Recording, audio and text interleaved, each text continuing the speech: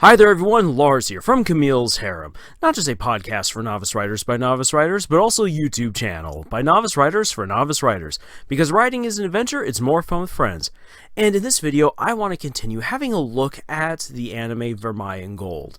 I know I've already done quite a few videos about the show, and honestly, keeping up with it has really paid off in seeing how adaptations can be done very well, and the power of good pacing. And in fact, the most recent episodes of the show, especially the one that most recently aired, episode 8, really demonstrated the power of good, quick pacing. Now then, this does have to be balanced out with really good substance. If you just have a story going really fast, but nothing of any real meaning is going on, then the story just goes really quick. It's like, boom, short story, and we're done. And Vermeil in Gold definitely has more than just short stories worth amount of content in it. So let's have a look at what is going on. I'm going to do a quick breakdown of the recent events here in the anime, and then analyze what the show has actually done really well, because honestly, at this point, I'd say that this anime is absolutely solid, and I'm very impressed. So, just a quick recap of the major events.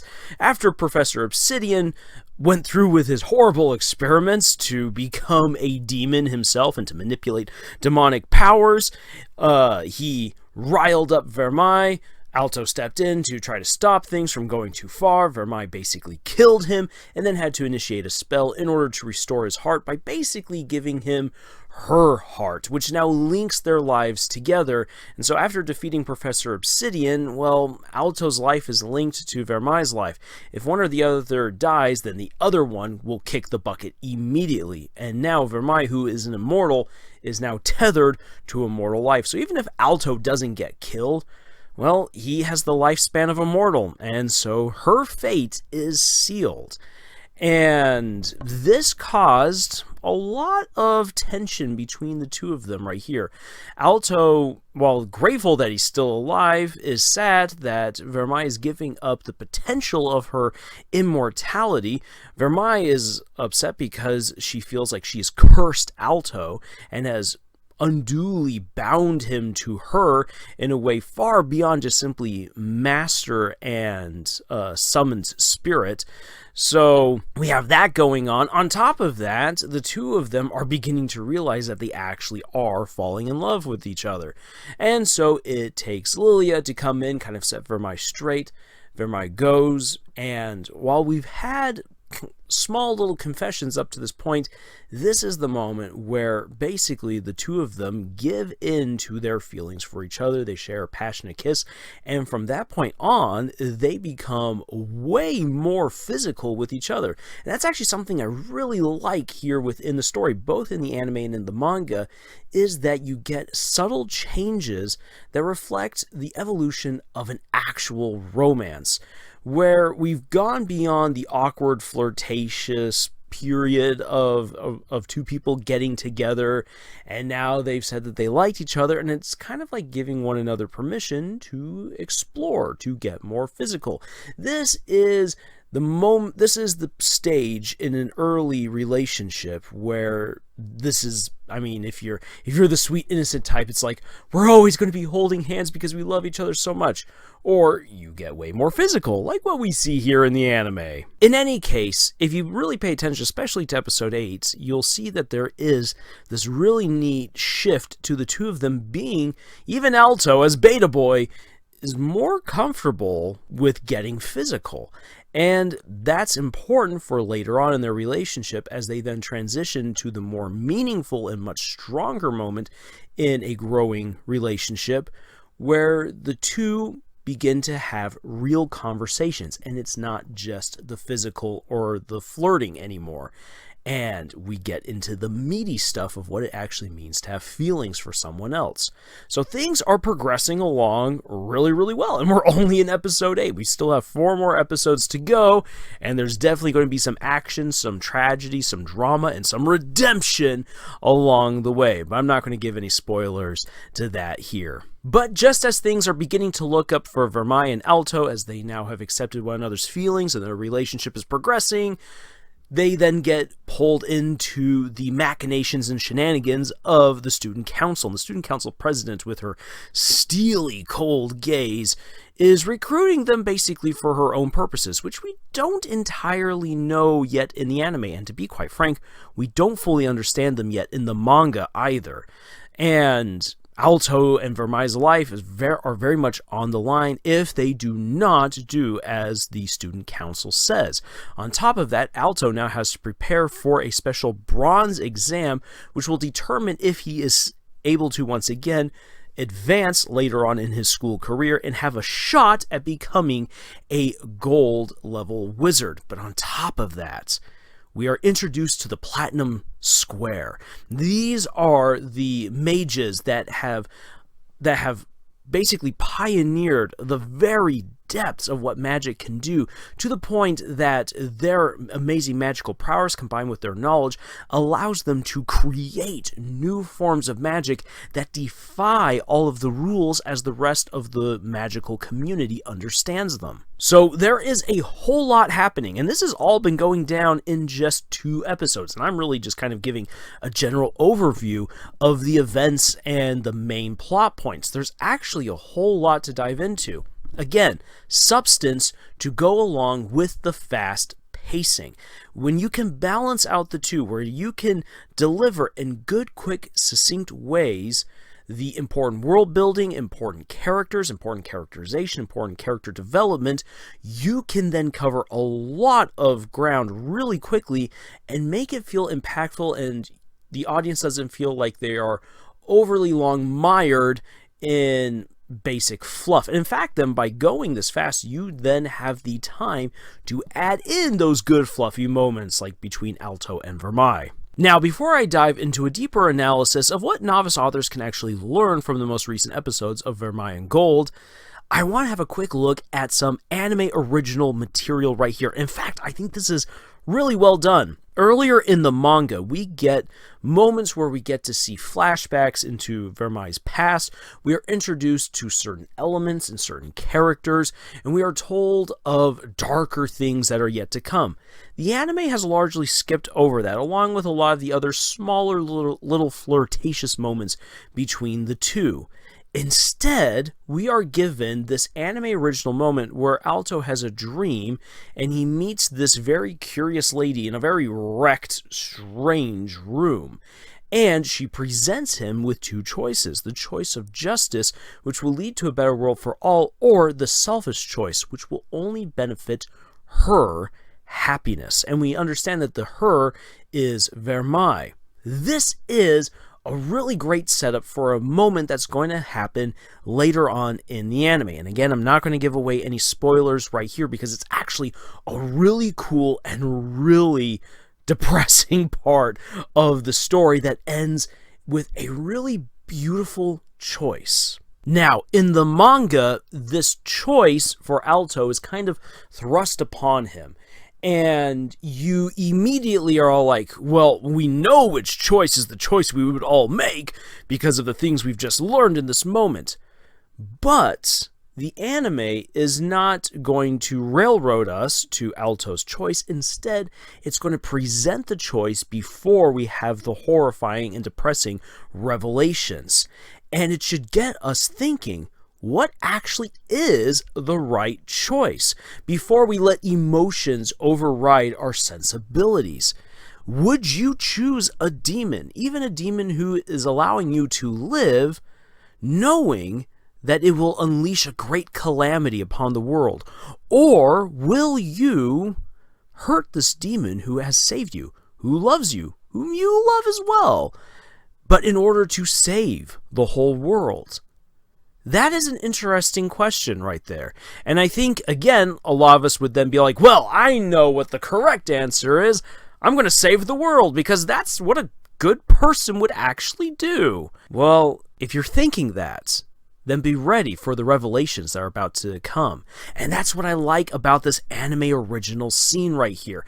It's really quick, but for those who have read the manga, this immediately clues us into what's coming later on, and it's a brilliant setup for that moment. And if you haven't read the manga and you're just watching the anime, this will be a moment of retrospection where you're like, wait a second, this was set up. Oh, it's not as easy as I thought. This is actually a kind of a difficult decision. And it will really come to characterize who Alto decides to become and what his relationship with Vermeil is going to be.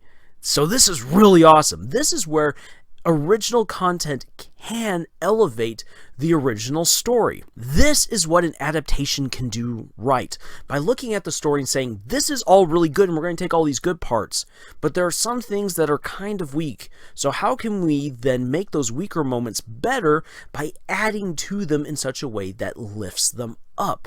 And this quick scene is one of those moments, and I'm really happy that they put it in there. So, diving into a general writer's analysis, what can novice authors then learn from these moments within the newest episodes of Vermeil in Gold?